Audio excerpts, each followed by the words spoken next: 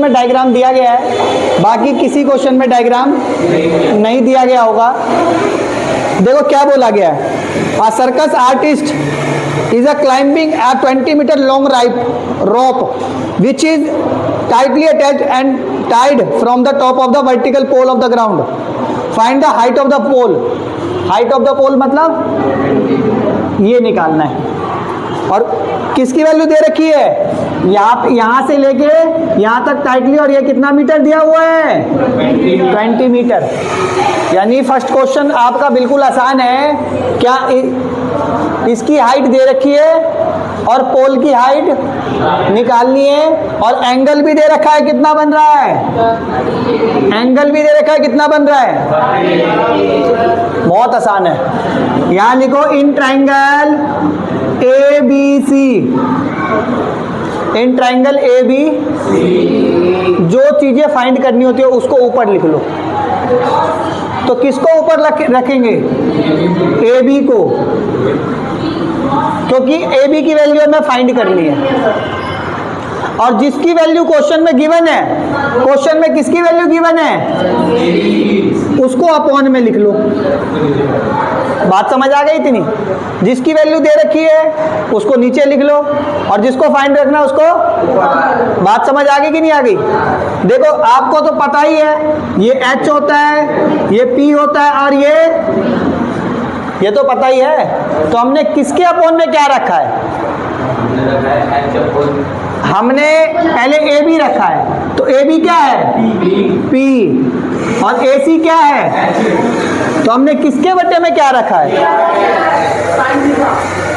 इतनी बात पहले समझ आई कि नहीं आई पहले बताओ। ये होता है क्या, सही बच्चे, ये बच्चा सही कह रहा है, P अपॉन में H, और P अपॉन में H क्या होता है साइन थीटा। नहीं, थीटा की जगह एंगल, कितने का एंगल बन रहा है, तो थीटा की जगह एंगल लिख लो। बात समझ आ गई, 30 डिग्री, जितने का एंगल होगा उतना लिख दिया, ठीक है। क्या AB की वैल्यू दे रखी है H, AC की वैल्यू साइन 30 की वैल्यू तुम्हें पता है, साइन 30 की वैल्यू 1 अपॉन में क्रॉस मल्टीप्लाई हो जाएगा, इसको इससे मल्टीप्लाई करो 2H इक्वल टू में इसको इससे मल्टीप्लाई करो 20 बन जा, ये 2 मल्टीप्लाई का इधर आके 20 अपॉन में 2 बन जा, 2 10 जा, H की वैल्यू कितनी आ गई, आंसर आ गया। देखो सेकंड क्वेश्चन क्या बोला गया बेटा, सेकंड क्वेश्चन देखो क्या बोला गया। A tree break due to the storm and the broken part bent so that the top of the tree touch the ground or making angle at 30 degree। देखो क्या है बेटा, ये रहा एक तुम्हारा पेड़, एक ट्री है, ये तुम्हारा हो गया ट्री। आंधी के कारण इस पेड़ का आधा पार्ट जो है वो यहाँ से टूट गया। क्या हो गया, यहाँ से देख आधा पार्ट टूट के और ग्राउंड को टच करने लग गया। यानी ये वाला जो पार्ट था वो कैसे टूटा, पता कैसे टूटा, ऐसे करके पूरा टूटा नहीं, और आधा ऐसे करके बेंड हो गया। देखा कभी तुमने ऐसे टूटा पेड़, जैसे पूरा पेड़ है, आधा पेड़ टूटा नहीं, टूट के नीचे नहीं गिरा, यहाँ से थोड़ा करके कि पेड़ का पूरा पार्ट कहाँ हो गया, ऊपर वाला पार्ट कहाँ हो गया, नीचे जमीन को टच कर रहा है, तो ये वाला पार्ट हट गया ना, ठीक है। और एंगल कितने का बन रहा है,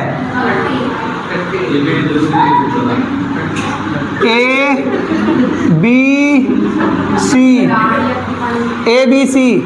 आगे आ जाओ, क्या बोला गया है, the distance between foot of the tree, ये होता foot of the tree, foot का मतलब पेड़ का फुट नीचे वाला पार्ट, और ये होता है जो ऊपर वाला पार्ट है जो ग्राउंड को टच कर रहा है।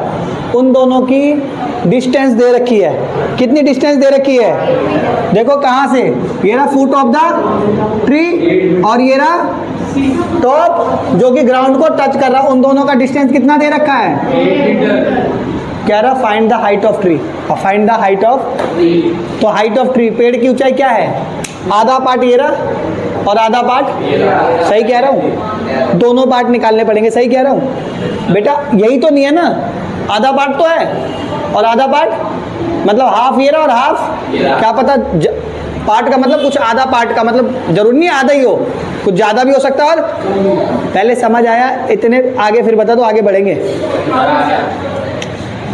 इन ट्राइंगल ए बी सी, पहले क्या निकाल लेता हूँ, ए बी निकाल लेता हूँ। किसकी वैल्यू गिवन है, तो बी सी। मैंने आपको बता रखा है जिसको निकालना होगा उसको ऊपर और जिसकी वैल्यू गिवन होगा उसको P B H.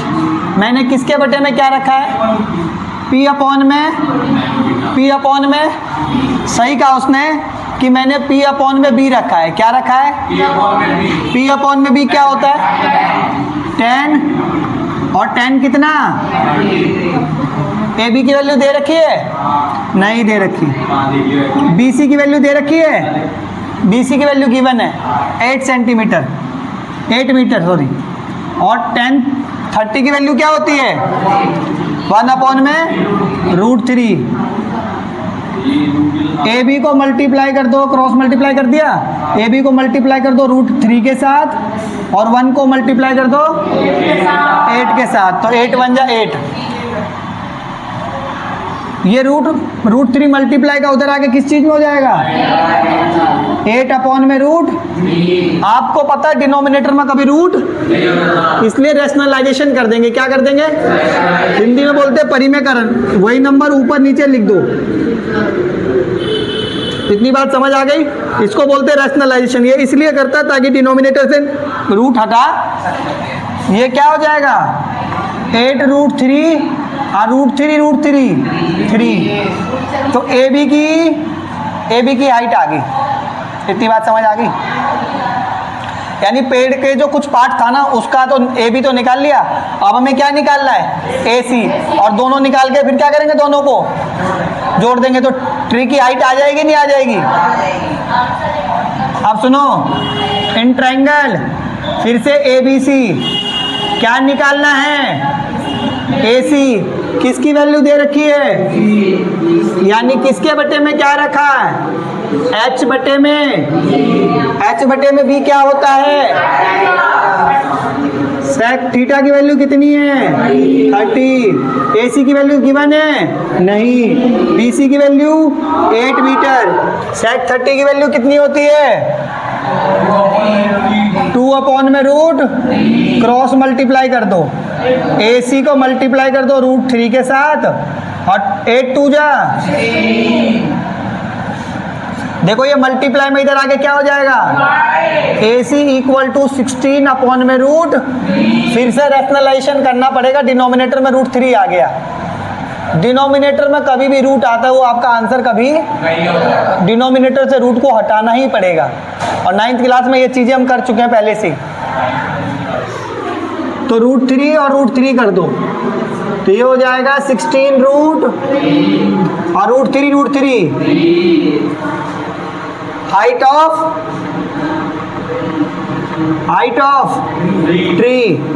Of tree. तो क्या निकालेंगे ए बी और ए सी को क्या करेंगे प्लस करेंगे, क्योंकि भाई जो पूरी ऊंचाई थी ना तो आधा पार्ट तो ये रहा और आधा पार्ट टच कर रही है किसको, टूट के ग्राउंड को टच कर रही है, पूरा टूट के नीचे नहीं गिरी है, अटकी हुई है और ग्राउंड को टच कर रही है। उसने क्वेश्चन में ऐसा बोला हुआ है। तो ए बी की वैल्यू कितनी आ गई बेटा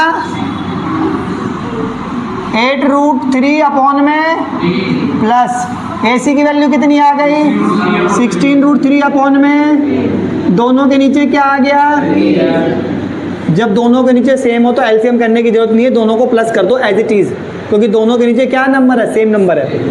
तो 8 √3 प्लस 16 रूट, दोनों ऐड हो जाएगा क्योंकि दोनों √3 वाला है। तो 8 √3 और 16 √3 कितना हो जाएगा 24 √3 और अपॉन में 3 1 जा और 3 8 जा 24। क्या आ गया 8√3 मीटर। किसकी हाइट आ गई? तो a contractor plans to install 2 sliding for children to play in a park. Sliding वाला झूला देखा है? इधर से हाइट पे चढ़ जाओ, इधर से झूल जाओ। बचपन में बहुत झूला है मैंने। तो वैसे करके ही दो सुनो, ऐसे ही करके 2 झूले लगाए गए हैं for the children to below 5, बोला गया for children below the age of 5 years, जो 5 साल से छोटे बच्चे हैं उसके लिए 1.5 मीटर के झूले लगाए गए हैं। और जो बड़े बच्चे हैं, जो एल्डर बच्चे हैं, उनके लिए कितने 3 मीटर के झूले लगाए गए हैं। पहले वाले का एंगल दे रखा है 30 और दूसरे वाले का एंगल दे रखा है 60। तो देखो भाई, केस 1 और केस 2, ये जो है बिलो 5, बिलो, और ये किसके लिए? एल्डर है ना, है ना भाई? बात समझ आ रही है? इधर देख भाई, इधर ध्यान दे भाई। एक बात बता, इधर से चढ़ोगे और यहीं से स्लाइडिंग करोगे ना, ये कितने मीटर की दे रखी है? तो भाई ड्राइंग नहीं करनी, राइट एंगल ट्रायंगल में ही शो करना उसको। झूले बना दूं फिर तू कहेगा स्लाइडिंग तो बना दो, स्लाइडिंग बना दी फिर तू कहेगा अरे बच्चे तो बिठा दो, है कि नहीं? फिर बच्चे बिठा दिया, सर पकड़ने वाले तो बना दो। तो वो चीज़ें कभी ख़त्म होने वाली। इधर ध्यान दो खाली। और एक कितने मीटर की है? ये बेटा 3 मीटर की है। इसका एंगल लेते PQR, ठीक है। और दोनों के केस में किसकी हाइट फाइंड करनी है? स्लाइडिंग वाले की। क्या? यानी स्लाइडिंग ये है H और ये भी इसकी H, ये P और ये B। पहले वाले और दूसरे वाले दोनों का केस, पहले वाले का एंगल कितने का है बेटा और दूसरे वाले का कितना है? क्या हुआ तेरे को? बताओ, बात समझ आ गई? इतनी बात समझ आ गई? In triangle ABC, in triangle ABC किसकी वैल्यू फाइंड करनी है? AC की। तो AC को रख लो ऊपर, वेरी गुड। AB को रख लो नीचे, यानी H बटे में क्या रखा? H बटे में P क्या होता है? कोसेक। एंगल कितने का है? तो 30। समझ आ गया? AC है तो AC लिख लो। AB की वैल्यू कितनी दे रखी है? हाँ, कोसेक 30 की वैल्यू कितनी दे रखी है? अपॉन में कुछ नहीं है तो 1, मल्टीप्लाई कर दो, क्रॉस मल्टीप्लाई। AC को 1 से करोगे तो AC आएगा और 1.5 को 2 से मल्टीप्लाई कर दो तो बताओ 3 मीटर। समझ आ गया? ये वाला भी निकाल लें। इन ट्रायंगल PQR क्या निकालना है? स्लाइडिंग की हाइट निकालनी है, यानी PR निकालना है। PQ की वैल्यू दे रखी है, यानी जो फाइंड करनी होती है उसको ऊपर, जिसकी वैल्यू गिवन होती है उसको नीचे। एक कॉन्सेप्ट बना दिया मैंने और इस कॉन्सेप्ट से करोगे तो ठीक हो जाएगा। यानी H अपॉन में फिर से कॉसेक हो जाएगा। क्या हो जाएगा? कॉसेक थीटा, कॉसेक 60 हो जाएगी। और सुनो, मैं इसके अपॉन में ये भी इससे भी कर सकता हूँ। जैसे एग्जाम्पल के ले लिए, इस बार मैं ऐसा कर देता हूं कि जिसकी वैल्यू गिवन है ना उसको ऊपर लिख देता हूं और जिसकी वैल्यू फाइंड करनी है उसको फिर भी आंसर ला दूंगा। बता देता हूं कैसे। किसकी वैल्यू गिवन है, किसकी वैल्यू फाइंड करनी है, यानी हमने क्या लिखा? P अपॉन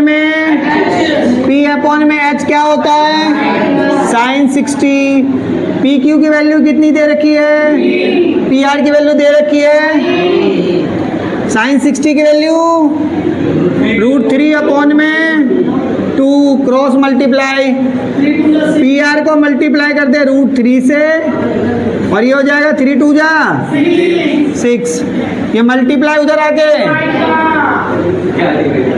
तो 6 अपॉन में रूट आंसर है ये। मैंने बोला कभी भी डिनोमिनेटर में रूट हो तो नहीं आंसर होगा। क्या करोगे? रेशनलाइजेशन कर दोगे। तो ये हो जाएगा 6 रूट 3 और रूट 3 3 बन जा 3 बन जा 3 2 जा 2 रूट 3 अपॉन में 1। ये आपकी किसकी वैल्यू आ गई? पी आर की। हम 4th क्वेश्चन पढ़ेंगे और हमेशा ना 2 एंगल के बारे में पहले डिस्कस कर लो। 2 एंगल के बारे में पहले डिस्कस करने का मतलब क्या है बता देता हूँ। एक तो होता है एंगल ऑफ एलिवेशन। क्या होता है? अरे उधर मत ध्यान दे, मेरी तरफ ध्यान दे दो कहीं। एंगल ऑफ एलिवेशन का मतलब पता है क्या होता है? नीचे से ऊपर देखना। नीचे से, अब जैसे मान लो अपने फ्रेंड के पास गए तुम और वो 3री मंजिल पे है, तो कैसे बोलोगे और क्या हाल है? तो तुम कहाँ से कहाँ देख रहे हो? नीचे से। इसे बोलते हैं एंगल ऑफ एलिवेशन। क्या बोलते हैं? नीचे से। इंडिया गेट गए हो? कैसे देखते हो इंडिया गेट को? ऐसे करके कि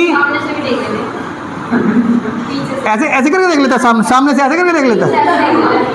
रहने दे, हमेशा ऐसे करके ही देखते हो ना। तो जब नीचे से किसी चीज़ को देखेंगे तो एंगल ऑफ एलिवेशन बनेगा। और तुम्हारा दोस्त मान लो 3रे मंजिल पे है, वो क्या ऊपर देखेगा? वो कहाँ देखेगा? हाँ, क्या हाल है? ऐसे ही देखता है कि नहीं देखता? तो एंगल ऑफ डिप्रेशन क्या होता है? जब नीचे से ऊपर देखेगा तो एलिवेशन, और ऊपर से नीचे देखेगा तो एंगल ऑफ डिप्रेशन। क्या बोलते हैं? डिप्रेशन। एंगल ऑफ, समझ आ रही है? और हंसी मजाक नहीं करनी, थप्पड़ ज़्यादा मारूंगा। तो ये बोला गया है the angle of elevation of top of the tower from the point of the ground. देखो बेटा, ये बन गया तुम्हारा टावर। ये 4th क्वेश्चन, और ये रहा तुम्हारा टावर। ये क्या है? टावर बन गया तुम्हारे लिए, मैंने टावर बना दिया। ठीक है। और ये रहा पॉइंट ऑफ ग्राउंड। किसी ग्राउंड के पॉइंट से टावर को देखते हैं, तो देखा टावर को। कहाँ से देख रहे हैं? ग्राउंड से। किसको देख रहे हैं? टावर को देख रहे हैं। तो कौन सा एंगल बनेगा? Angle of elevation. Angle of elevation. आगे देखो क्या बोला गया है, which is 30 metre away from the foot of the tower. ये ground, point of the ground और फुट ऑफ द टावर का जो डिस्टेंस है वो कितना है? 30 metre. Find the height of tower. किसकी हाइट फाइंड करनी है? टावर की हाइट फाइंड करनी है। किसकी हाइट फाइंड करनी है? इधर ध्यान दो। ए बी सी।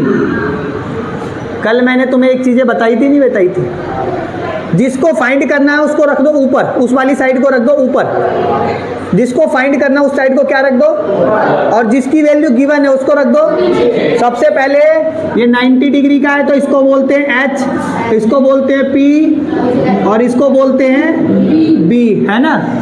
यही बोलते हैं राइट एंगल ट्रायंगल में, यही होता है। तो सबसे पहले कौन सी साइड निकालनी है? तो यहाँ लिख दो in triangle ABC। In triangle ABC में कौन सी साइड निकालनी है? तो AB को रख दो ऊपर। कौन सी साइड की वैल्यू गिवन है? BC की वैल्यू गिवन है, तो BC को रख लो नीचे। ये वाली साइड कौन सी है? P। और ये वाली साइड कौन सी है? B। तो मैंने किसके बटे में क्या रखा है? P अपॉन में, इधर आओ, P अपॉन में B किसके होता है? tan theta. क्या होता है? tan theta. और एंगल कितने का बन रहा है? एंगल बन रहा है ना, देखो इसमें हमारा बता रखा होगा एंगल कितने का बन रहा है। एंगल भी कितने का बन रहा है? 30 का ही बन रहा है। तो एंगल कितने का बन रहा है? तो थीटा का मतलब होता है एंगल। तो एंगल की वैल्यू क्या डाल देंगे? इतनी बात समझ आई? जिसको फाइंड करना होता है उस वाली साइड को रख लो ऊपर। जिस साइड की वैल्यू क्वेश्चन में गिवन है, तो वैल्यू किसकी गिवन है? BC को, तो BC को रख लो नीचे। कौन सी साइड है? ये वाली साइड है परपेंडिकुलर और ये वाली साइड है बेस, यानी P अपॉन में B। P अपॉन में B 6 में से चेक करो किसके में होता है? तो tan का होता है। तो tan थीटा की जगह एंगल रख देना। ठीक है। ए बी की वैल्यू क्या दे रखी है, एच, बी सी की वैल्यू 30, tan 30 की वैल्यू क्वेश्चन में गिवन है 1/में रूट, क्रॉस मल्टीप्लाई कर दें, एच का मल्टीप्लाई किससे कर दें, √3 से, इक्वल टू में 30 बन जा, ये मल्टीप्लाई का इधर आके 30/में रूट, 30/में रूट। क्या ये आंसर है? नहीं, आपको मैंने बता ही रखा है किसी के भी डिनोमिनेटर में अगर रूट आ जाता है तो उसको रैशनलाइजेशन कर देते। क्या कर देते? तो क्या करोगे, 30/में √3, और रैशनलाइजेशन का मतलब होता है यहाँ मल्टीप्लाई का साइन लगा लो और ऊपर नीचे √3 से मल्टीप्लाई। बात समझ आ गई? बाकी पार्ट यहाँ देखो, h का इक्वल टू का इक्वल टू 30 को √3 से मल्टीप्लाई करो तो आ जाएगा 30 √3 तो 2 बार √3 हो गया। किसी भी नंबर को 2 बार रूट से मल्टीप्लाई करोगे ना सेम नंबर से तो वो एक नंबर बाहर आ जाएगा। देखो कैसे, √3 तो 2 बार आ गया, रूट के अंदर कितनी बार आ गई, पेयर बन गया, इसका पेयर का मतलब जोड़े बन गए, एक चीज बाहर आ जाएगी। तो क्या बाहर आ गया, 3 बाहर आ गया, 3 बन जा 3 और 0 का आंसर क्या हो गया, tan √, और मीटर में है तो मीटर, यानी टावर की हाइट फाइंड हो गई। A kite is flying at the height of 60 meter above the ground. The string attached to the kite is temporarily tied to the point of the ground. The inclination of the string with the ground is 60, यानी angle जो बन रहा है 60 का बन रहा है। Find the length of the string assuming there is no slack in the string, यानी स्ट्रिंग मतलब जिससे उड़ाते हो, पतंग उड़ाते हो आप, जैसे हाँ मान जा।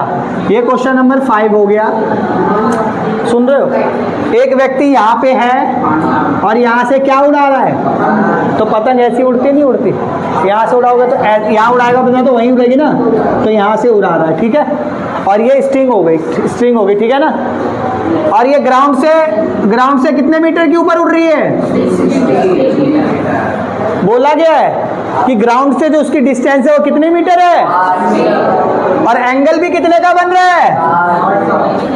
अरे ये वाला एंगल मत लेट कर लेना, ये तो राइट एंगल होता है, एंगल हमेशा इसी को लेट करना, इसको लेट कर लो, ए बी और सी।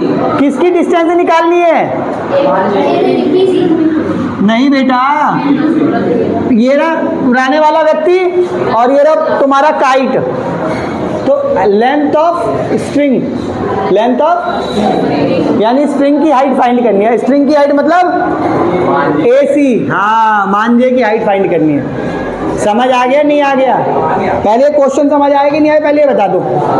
इधर ध्यान दो, in triangle ABC, in triangle AB, इसमें किसकी हाइट फाइंड करनी है, AC, तो AC रख लो ऊपर, जिसकी वैल्यू फाइंड करनी उसको रख लो ऊपर। किसकी वैल्यू गिवन है, AB को रख लो डिनोमिनेटर में, ठीक है। यानी सबसे ऊपर किसको रखा है, इसको बोलते हैं H, क्या बोलते हैं, अपॉन में किसको रखा है, P, H अपॉन में P किसके होता है, कोसेक की जगह कोसेक लिख ले, एंगल की जगह क्या लिखेंगे, 60। AC की वैल्यू गिवन है क्वेश्चन में, नहीं है, तो AC की जगह क्या लिख लें, AC की जगह AC लिख लो, और AB की जगह क्या लिख लें, 60।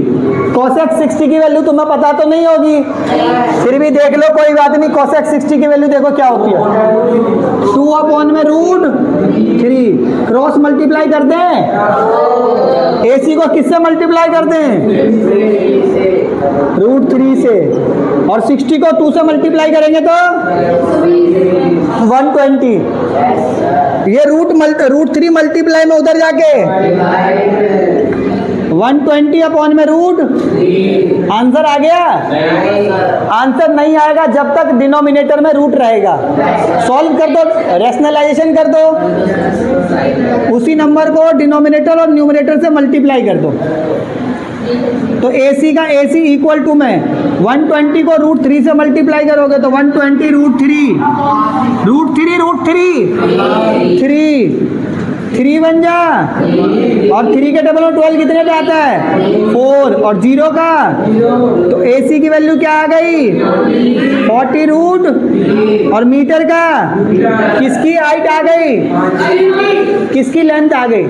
स्ट्रिंग। मांझे की डिस्टेंस बता दी, मांझे की लेंथ बता दी। समझ? 6th question. A 1.5 meter tall boy standing the some distance of the 30 meter tall building। देखो बेटा, क्वेश्चन नंबर 6, ये 30 मीटर टॉल बिल्डिंग है। कितने मीटर की बिल्डिंग है? और इससे कुछ डिस्टेंस यहाँ पे 1.5 मीटर की क्या है? स्टैंडिंग बॉय खड़ा हुआ है बिल्डिंग से कुछ दूरी पहले। ठीक है, बात समझ आ गई नहीं आ गई? और बॉय यहां से आगे क्या कह रहा है देखो, आगे देख लेते हैं। The angle of elevation of his height of top of the building. Boy के आंख से लेके बिल्डिंग का टॉप का एलिवेशन जो एंगल बन रहा है ना, वो कितने का बन रहा है? देखो कितने का एंगल बन गया? ये बन गया 30 का एंगल बन गया। अच्छा एक बात बताओ, जैसे इंडिया गेट दूर है तो ऐसे करना पड़ता है, और पास में जाते जाओगे तो मुंडी नीचे होती जाएगी ऊपर होती जाएगी? ऊपर होती जाएगी। इसका मतलब होता है एंगल बढ़ता जाएगा। एंगल जैसे इंडिया गेट के पास जाते जाओगे तो तुम्हारी मुंडी भी ऐसे ऐसे ऊपर की तरफ से, इसका मतलब होता है एंगल बढ़ रहा है। उसके पास में जाओगे तो एंगल क्या होगा? तो एंगल 30 से बढ़ के कितना हो गया? 60 बढ़ गया। इसका मतलब ये बॉय पहले यहाँ पे था, अब कहाँ चला गया? अब यहाँ से भी देख रहा है तो कितना हो गया एंगल? मैंने नहीं बोला, क्वेश्चन में बोला गया है। पहले एंगल कितने का था? 30 का, और एंगल बढ़ के कितना हो गया? अरे भाई एंगल कब बढ़ेगा? जब तुम उसके पास में जाओगे। हैं? बताओ, तुम ही बताओ। अब इंडिया गेट दूर है तो तुम ऐसे करके भी देख सकते हो, और उसके पास में चले गए, करना पड़ेगा नहीं करना पड़ेगा?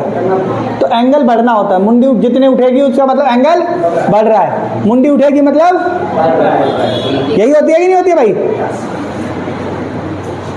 आगे क्या बोला गया है? अच्छा ये ही वॉक कर रहा है, और ये बोल भी गया कि एंगल 30 का बन रहा था तो वहां था, और कुछ देर बाद ही वॉक कहाँ पे कर रहा है? बिल्डिंग की तरफ जा रहा है। कहाँ की तरफ जा रहा है?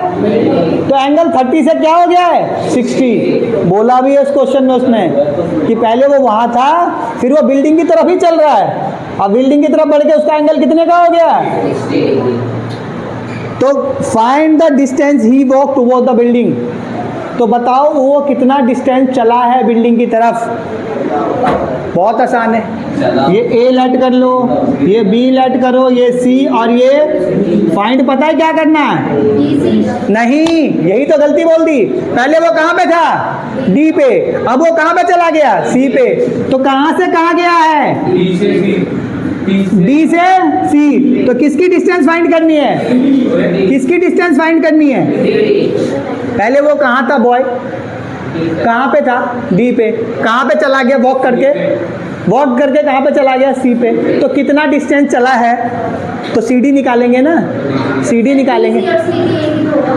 अच्छा तूने DC बोला था क्या? मुझे लगा BC बोला था, यही तो कंफ्यूज हो गया था मुझे। चलो कोई बात नहीं। अब एक बात बताओ, सुनो, अब इधर ध्यान दे। अब BC की हाइट बता। BC ये 1.5 है, तो ये भी क्या होगा? अब क्वेश्चन स्टार्ट कर रहे हैं। अब तू बता AB की हाइट कितनी है?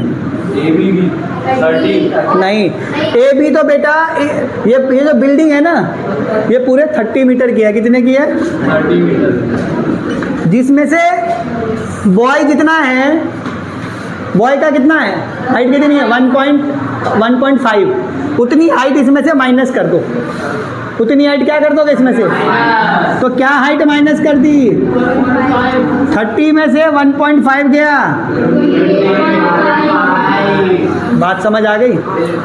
समझ आ गई अच्छे से? पहले ट्राइंगल ले लो ए बी सी। तो इन ट्राइंगल ए बी सी समझ आ गई? समझ आ गई नहीं आ गई? सुनो, अब जितने भी क्वेश्चन आए, अब यहाँ से लेके 6th से लेके जितने भी इस चैप्टर के जितने भी क्वेश्चन आए, जितने भी एक्स्ट्रा क्वेश्चन आए, सब में P अपॉन में B लेना है। क्या लेना है? अब हाँ, कुछ भी क्वेश्चन हो P अपॉन में B लेना है। क्या लेना? यानी ऊपर परपेंडिकुलर को रखना और नीचे रख लो P अपॉन में। चाहे कोई भी तुर्रम खा भी क्वेश्चन आ गया ना, अंडमान निकोबार से भी कहीं से भी आ गया, सबको P अपॉन में। अब बताओ ए बी सी में P बताओ क्या है? ए बी, P क्या है? ए बी और बेस क्या है? B C. और नहीं समझ आ रहा तो यहाँ भी से भी देखो, ए बी बटे में, ए बी बटे में, और P अपॉन में B क्या होता है?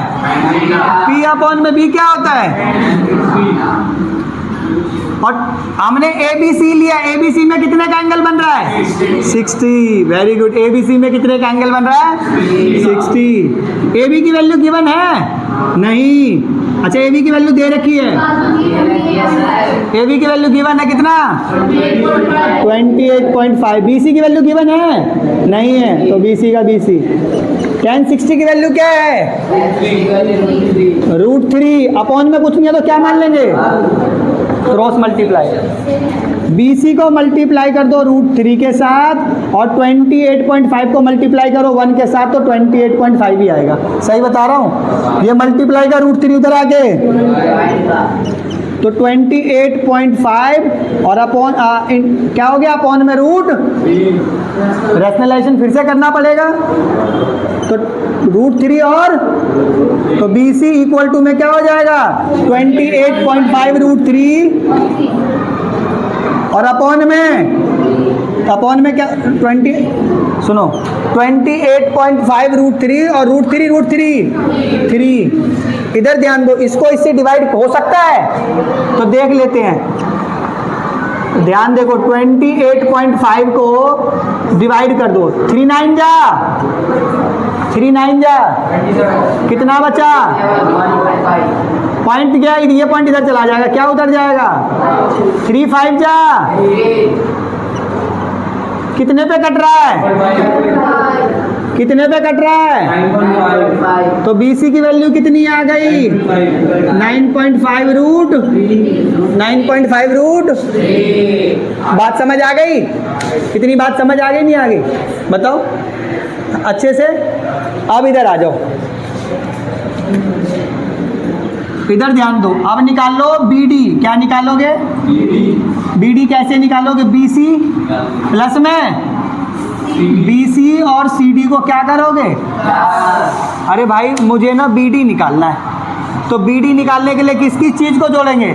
यहाँ से BC और यहाँ से इसको जड़ दे, एक चाटे जड़ जल्दी जड़। अरे जड़ ना, चल अभी आ रहा हूँ मैं, जड़ूंगा।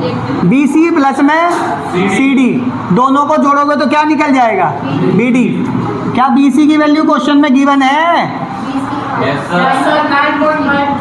9.5 root.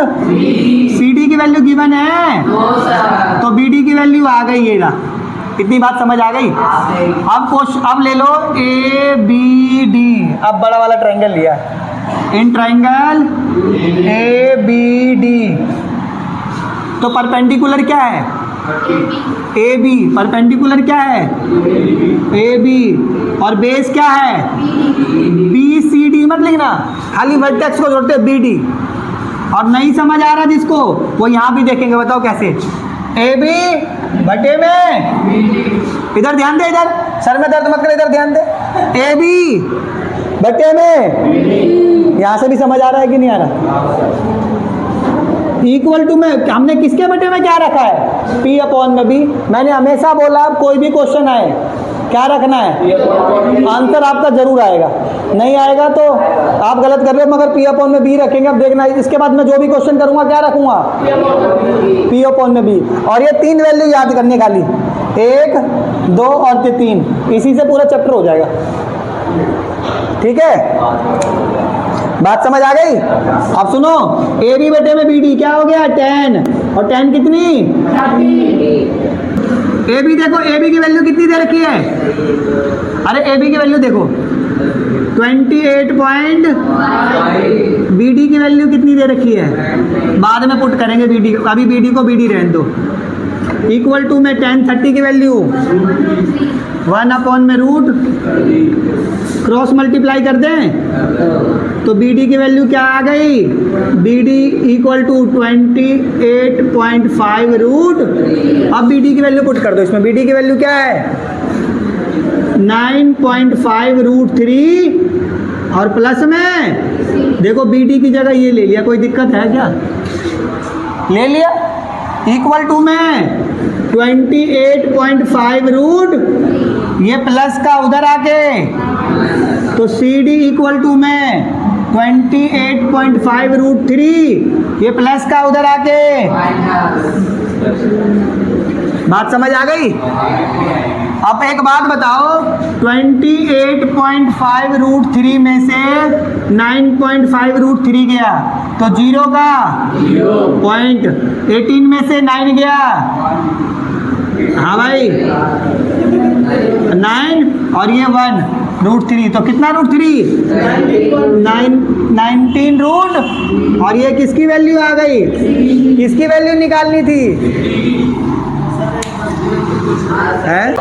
From the point of the ground the angle of elevation of the bottom and top of the tower transmission, अरे tower fixed at top of the 20 metre high building,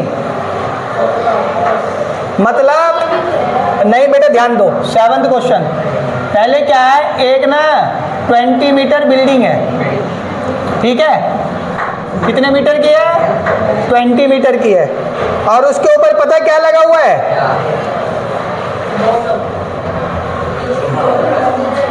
fix tower लगा हुआ है, इसके ऊपर building के ऊपर क्या लगी हुई है, टावर, ये है तुम्हारी टावर, यानी बिल्डिंग के ऊपर टावर लगा नहीं देख, अरे आए दिन लगी रहती है, मोबाइल वाली टावर नहीं देखते क्या, है कि नहीं है? सुनो क्या बोला गया, the angle of elevation bottom of the top of the translation of fix tower is 20 metre high building, इस बिल्डिंग का जो एंगल बनेगा ना, वो पॉइंट ऑफ ग्राउंड से पता है कितने का बनेगा 45 का, और टावर का जो एंगल बनेगा वो 60 का बनेगा। तो कह रहा है बताओ टावर की हाइट फाइंड करो, क्या करो, 5 मिनट वेट, बैठ जा, ए बी सी डी, और टावर की हाइट क्या ले ली मैंने h, तो लेट कर लो ए बी को क्या कर लो h, h की वैल्यू ही फाइंड करनी है, ठीक है। अब इधर पहले लो, पहले मैं ए सी निकाल लो, क्या निकाल लो, ए सी निकालने के लिए ए बी में क्या जोड़ देंगे, ए बी प्लस में बी सी, ए बी की वैल्यू दे रखी है h, बी सी की वैल्यू 20, तो ए सी की वैल्यू आ गई,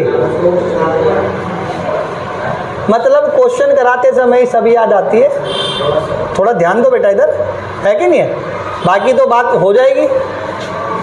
पहले वाला ये ले लो, पहले वाला 45 वाला एंगल ले लो, बी सी डी, तो in triangle B C D, तो मैंने आपको बता रखा है क्या बटे में क्या लेंगे, यानी बी सी अपॉन में, बी सी अपॉन में, यानी पी अपॉन में बी, यही तो होता है, परपेंडिकुलर बटे में बेस, कितना 10 कौन सा एंगल, बी सी की वैल्यू कितनी है क्वेश्चन में, सी डी की वैल्यू दे रखी है, और 1045 की वैल्यू कितनी होती है 1 अपॉन में, क्रॉस मल्टीप्लाई कर दो तो सी डी इक्वल टू में 20 बन जा, तो सी डी की वैल्यू कितनी आ गई? 20। बात समझ आ गई कि नहीं आ गई पहले बताओ।